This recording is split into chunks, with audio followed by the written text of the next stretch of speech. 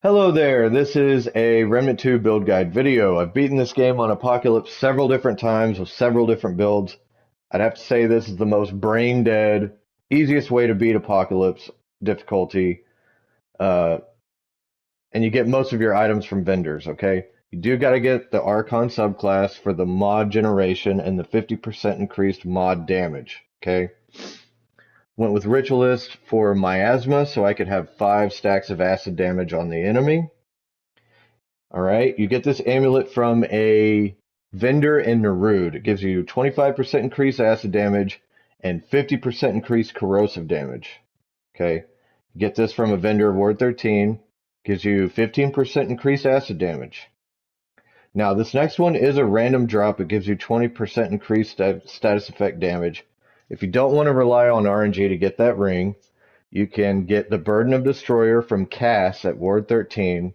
Right here, gives you increased 15% to all damage. Okay.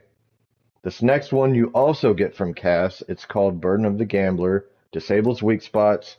Critical chance by 10%. Critical damage by 15. So your Nebula crits. Timekeeper's Jewel. I just got this to extend the duration of all the status effects on the enemy. Nebula, if you look closely, you just shoot this and run. I do 2,640 acid damage. Okay, that's crazy. Put on Harmonizer, that gives you an additional 20% increased mod damage. All right. Now, the weapon you want to use is Huntress Spear. Okay. Put on Tainted Blade, you chunk this at the enemy. You do 2 stacks with this weapon alone of corrosive damage. And it actually does quite a bit of damage. Okay. I went with Monolith for the weapon for Sandstorm. Once you shoot that at the enemy, they take 15% increased damage from all sources. Put on Fetid Wounds for another stack of acid damage. Enlarged Heart, I went with this for the use speed. Mythic elemental damage, mythic mod damage, mythic mod duration. Okay, you could use the Tranquil Heart or the Profane Heart, whatever. I like this for the use speed. Went with Leto Mark II armor to look like a sexy trash can.